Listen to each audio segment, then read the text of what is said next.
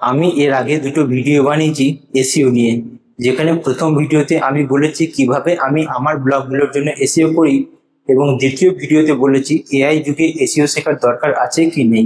আজকের ভিডিওটিও এসইও নিয়ে, কিন্তু ওই ভিডিও দুটোর থেকে একটু আলাদা। আজকের ভিডিওতে আমি বলবো আমি কি এমন পদ্ধতি ফলো করি যার কারণে আমার ব্লগগুলো বা বলা ভালো আমার লেখা প্রত্যেকটা আর্টিকেল কিংবা অধিকাংশ আর্টিকেল গুগলের ফার্স্ট পেজ অথবা গুগলের ফার্স্ট পেজের ফার্স্ট পজিশনে র্যাঙ্ক করে। যেরকম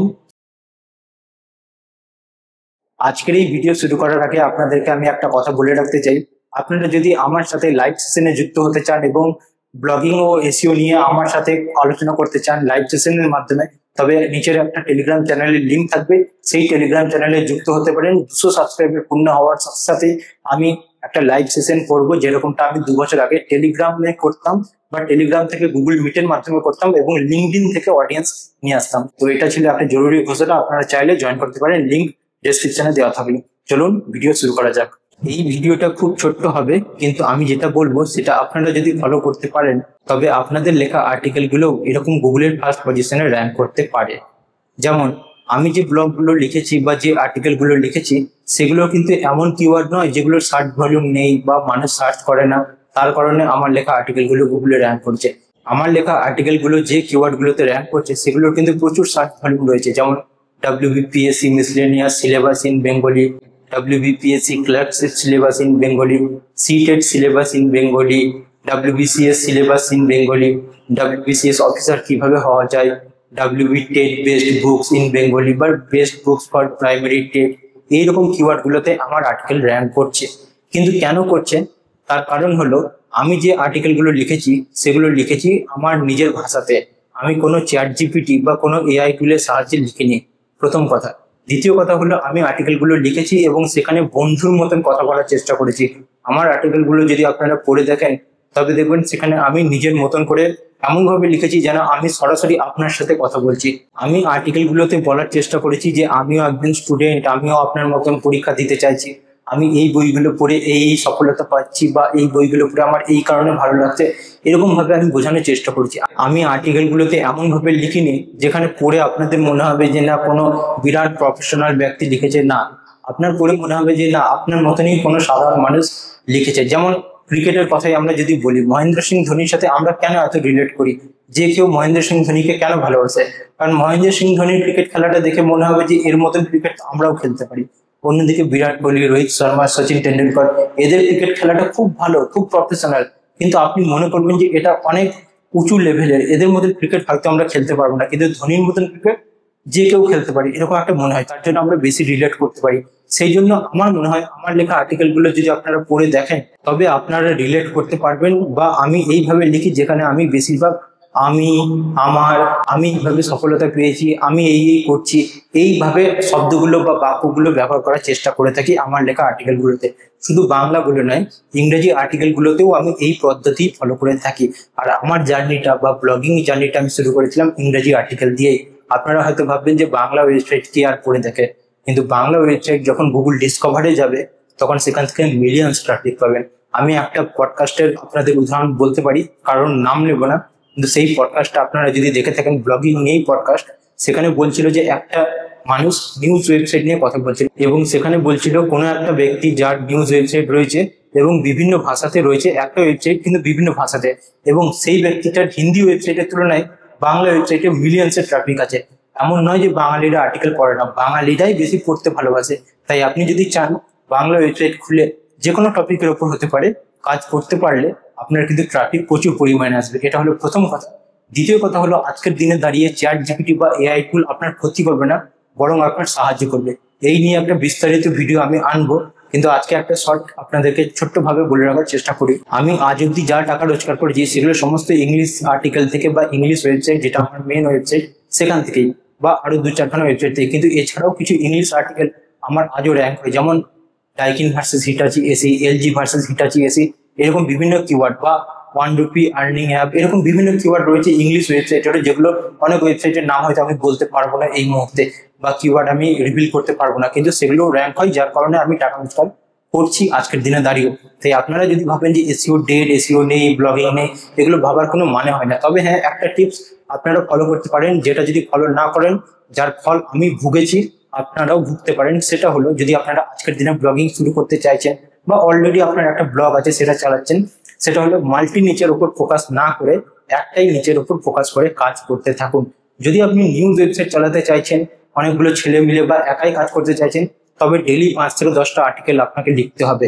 যদি না পারেন, তাহলে মাল্টি নিচ বা নিউজ ওয়েবসাইটের দিকে ফোকাস করেন না, প্রথম কথা। দ্বিতীয় কথা হলো গিয়ে, আমি যে বাংলা ওয়েবসাইটের কথা আপনাদের বলছি, অর্থাৎ আজকের আলোচনা.com, এই ওয়েবসাইটে আমি বিভিন্ন জিনিস ট্রাই করেছি, কারণ এই ওয়েবসাইট থেকে টাকা রোজগার আমার কোনোদিনই উদ্দেশ্য ছিল না। আমি বাংলা লিখতে ভালোবাসি, বাংলা লিখতেই আমার বেশি মন চাই, তাই আমি এই ওয়েবসাইটটা শুরু করেছিলাম। এই ওয়েবসাইটে আমি জব রিলেটেড আর্টিকেল, যখন আমি নিজে পড়াশোনা করছিলাম বা চাকরির চেষ্টা মিডিলে একটা টাইমে আমি করছিলাম, তখন আমি এই ওয়েবসাইটে জব রিলেটেড আর্টিকেল পোস্ট করতাম। আর্টিকেল পোস্ট করতাম 2 মাস বা 1 মাস, বা কোনো আর্টিকেল 15 দিন 10 দিনের মধ্যে ইন্ডেক্স হয়ে যেত। ইন্ডেক্স হওয়ার 1-1.5 মাস পর র্যাঙ্ক হতো, এবং র্যাঙ্ক হতে হতে ধীরে ধীরে সেগুলো টপ পজিশনে এসেছে। এমন নয় যে আজকে ইন্ডেক্স করলাম আর কালকে টপ পজিশনে চলে এলো, এরকমটা কোনোদিনও সম্ভব নয়। আপনি যদি আজকে সার্চ করেন ঘরে বসে 15,000 রোজগার, আমার আর্টিকেলটা 2 নম্বর কি 3 নম্বর পজিশনে দেখাচ্ছে। সেটা কিন্তু আমি লিখেছি আজ থেকে 1 মাস আগে। আপনি যদি আজকে সার্চ করেন এসইও ইন বেঙ্গলি, তাহলে আমার আর্টিকেলটা হয়তো সেকেন্ড পেজে দেখাবে, কিন্তু কিছুদিন পর আমি গ্যারেন্টি দিতে পারি যেটা আমার আর্টিকেলটা ফার্স্ট পেজে ফার্স্ট পজিশনেও চলে আসতে পারে, কারণ আমি সেইভাবেই আর্টিকেলটা লিখেছি বা আরো ডিটেলস অ্যাড করব। তাই আমি আপনাদের বলছি, আজকের দিনে আপনি যদি আর্টিকেল লেখেন, আমার এই আজকের আলোচনা.com ওয়েবসাইটে এমন এমন আর্টিকেল আছে যেগুলো হলো SIP in Bengali, mutual fund in Bengali, SWP in Bengali, cricket নিয়েও অনেক আর্টিকেল ছিল। কিন্তু আমি দেখলাম বা অবজার্ভ করলাম যে একই ওয়েবসাইটে বিভিন্ন টপিকের আর্টিকেল যদি লেখা থাকে, তবে যে টপিক নিয়ে আপনি রিসেন্ট টাইমে কাজ করবেন, সেই টপিকের আর্টিকেলগুলো ইন্ডেক্স হতে শুরু করবে, এবং ইন্ডেক্স হওয়া মাত্রই যে টপিকের আর্টিকেলগুলো আপনার অলরেডি র্যাঙ্ক করছিল, সেগুলো ধীরে ধীরে ডি র্যাঙ্ক বা অনেক নিচের দিকে বা দ্বিতীয় তৃতীয় পেজে র্যাঙ্ক হতে শুরু করবে ফার্স্ট পেজের জায়গায়। তাই আপনি যদি চান যে আপনার নির্দিষ্ট কোনো টপিকে এক্সপার্টিস রয়েছে, সেই টপিকে আর্টিকেল লেখার চেষ্টা করুন। বিভিন্ন টপিক একই ওয়েবসাইটে লিখতে যাবে না। যেমন আমি এসআইপি, এসডব্লিউপি নিয়ে আর্টিকেলগুলো রেখে দিয়েছি, ডিলিট করিনি, কিন্তু ক্রিকেট নিয়ে লেখা আর্টিকেলগুলো আমি ডিলিট করে দিয়েছি আমার এই বাংলা ওয়েবসাইট থেকে, কারণ আমি ঠিক করেছি এই ওয়েবসাইটে আমি এখন জব রিলেটেড আর্টিকেল দেওয়ার চেষ্টা করব।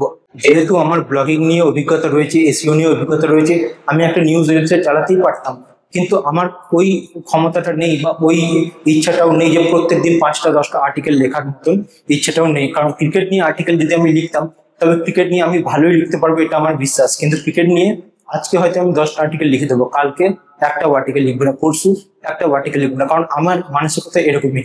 আমি ওই প্রত্যেক দিন আর্টিকেল লেখার মতন মানসিকতা নেই।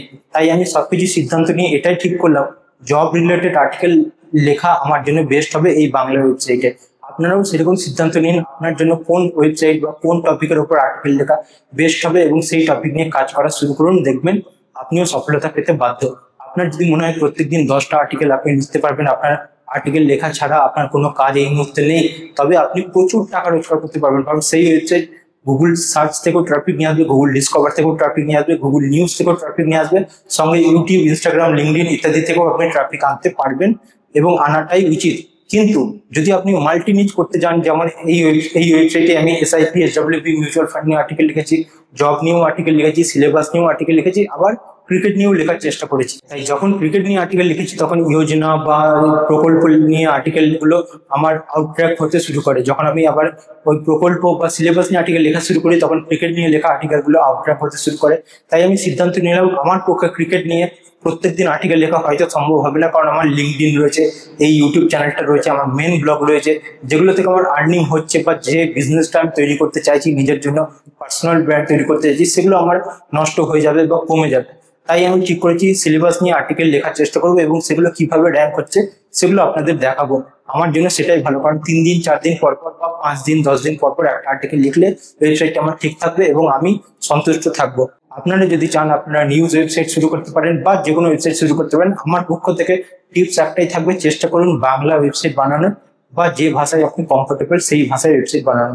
ইংলিশ ওয়েবসাইট আপনি বানাতেই পারেন, কিন্তু ইংলিশে এখন প্রচুর কম্পিটিশন রয়েছে। ইংলিশে যদি আপনার থেকে বেটার কেউ লেখে, তাকেই কিন্তু গুগল র্যাঙ্ক করাবে। বাংলাতে পাঠক প্রচুর রয়েছে, আর্টিকেল পড়ার মতন মানুষ প্রচুর রয়েছে, আপনি কল্পনাও করতে পারবেন না এত ট্রাফিক আপনি পাবেন। আর ট্রাফিক আসা মানে ইনকাম হতে বাধ্য। তাই বাংলা ওয়েবসাইট বানান, বাংলা ওয়েবসাইটে কাজ করার লোক নেই।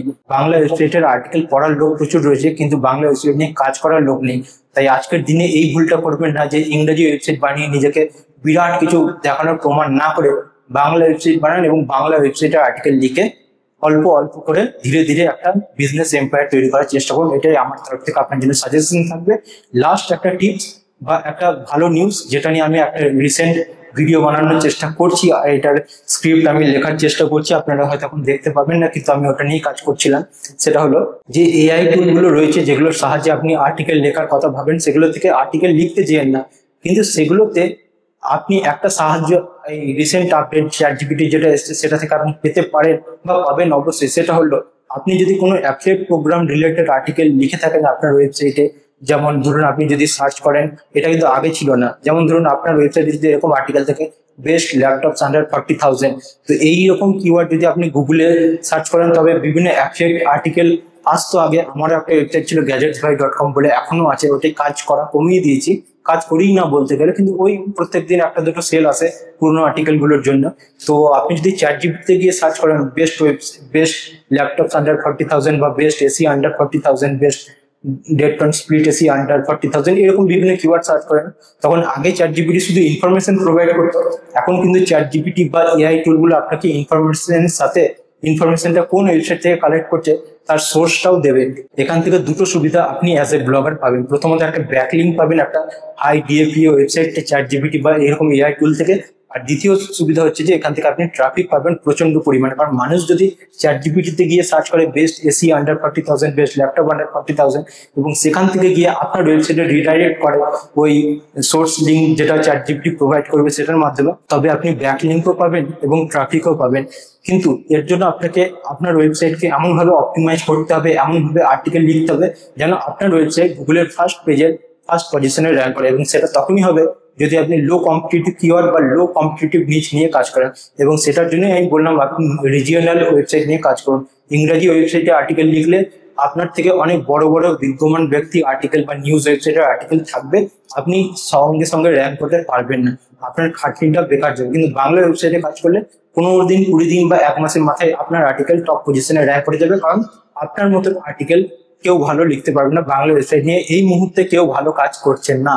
যেমন আমার ওয়েবসাইটটা দেখুন, আমি যে আর্টিকেলগুলো লিখেছি, আমি কিন্তু আড্ডা টাইমস বা ফিজিক্স ওয়ালা কিংবা এইরকম ওয়েবসাইট, এমনকি পিএসসি কেও আমি আউট র্যাঙ্ক করে দিয়েছি এই আর্টিকেলগুলো লিখে। তাহলে আমি যদি পারি আপনারা পারবেন না কেন? আমার লেখা আর্টিকেল পিএসসি অফিসিয়াল ওয়েবসাইটকে আউট র্যাঙ্ক করেছে, আমার লেখা আর্টিকেল আড্ডা টাইমসকে আউট র্যাঙ্ক করেছে, আমার লেখা আর্টিকেল সবার উপরে র্যাঙ্ক করছে বড় বড় ওয়েবসাইটের তুলনায়। আমার ওয়েবসাইটের ব্যাকলিঙ্ক নেই, আমার ওয়েবসাইটের রেফারেল ডোমেন একদমই নেই, তবুও আমার ওয়েবসাইট র্যাঙ্ক করছে, কারণ আমি আর্টিকেলটা গুছিয়ে লিখেছি, যা লিখেছি মানুষের পড়তে ভালো লাগবে। যদি একটা মানুষও আসে আমার আর্টিকেল পড়তে, আমি গ্যারেন্টি দিচ্ছি সে মানুষটা আমার লেখা আর্টিকেলটা অনেকক্ষণ ধরে পড়বে, কারণ আমি এইভাবেই লিখেছি। আমি কোনো এমনভাবে লিখিনি যেখানে আর্টিকেলটা পড়তে বিরক্তি লাগবে মানুষের। তাই এমনভাবে আর্টিকেল লিখুন যেটা মানুষের পড়তে ভালো লাগে, মানুষ টাইম স্পেন্ড বেশিক্ষণ করবে। আর বাংলা নিয়ে কোনো আর্টিকেল যদি হয়, যেন বাংলা পরীক্ষার সিলেবাস নিয়ে আপনি যদি আর্টিকেল লিখছেন, তাহলে ইংরেজিতে লিখে কি লাভ? আপনি বাংলাতে লিখুন, মানুষ বেশিক্ষণ পড়বে। বাঙালি যদি আর্টিকেল, আপনার যদি টার্গেট অডিয়েন্স বাঙালি হয় বা পশ্চিমবঙ্গের লোক হয়, তাহলে বাংলাতে আর্টিকেল লেখা বেশি বুদ্ধিমানের কাজ। আর এই চ্যাটজিপিটি নিয়ে যেটা বললাম, এই যে আমার আর্টিকেলটা WBPSC miscellaneous syllabus in Bengali, এটা যে আমার ফার্স্ট পেজের ফার্স্ট পজিশনে র্যাঙ্ক করছে, আপনি যদি চ্যাটজিপিটিতে গিয়ে সার্চ করেন যে শুভম বিশ্বাস, হুই শুভম বিশ্বাস, আপনি দেখবেন আমার লিঙ্কডিন প্রোফাইল, আমার ওয়েবসাইট techsubhom.com, এইগুলো আপনাকে দেখাবে। আবার আপনি যদি সার্চ করেন WBPSC miscellaneous syllabus in Bengali, আপনাকে পুরো সিলেবাসটা চ্যাটজিপিটি দিয়ে দেবে, কিন্তু সোর্স লিঙ্ক দেবে আজকের আলোচনা.com, যেটা আমার ওয়েবসাইট। কেন? কারণ গুগলের ফার্স্ট পেজের ফার্স্ট পজিশনে আমার ওয়েবসাইটে র্যাঙ্ক করছে।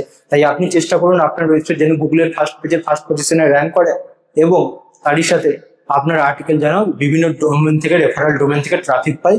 আর্টিকেলটা গুছিয়ে লেখার চেষ্টা করুন। আর একটা কথা আপনাদের বলে রাখি, আপনারা যদি আমার থেকে লাইভ সেশনের মাধ্যমে ব্লগিং শিখতে চান, এসইও শিখতে চান, তাহলে আমার টেলিগ্রাম চ্যানেলে যুক্ত হতে পারেন। টেলিগ্রাম চ্যানেলের লিঙ্ক ডেসক্রিপশনে দেওয়া আছে, সেখান থেকে যুক্ত হন।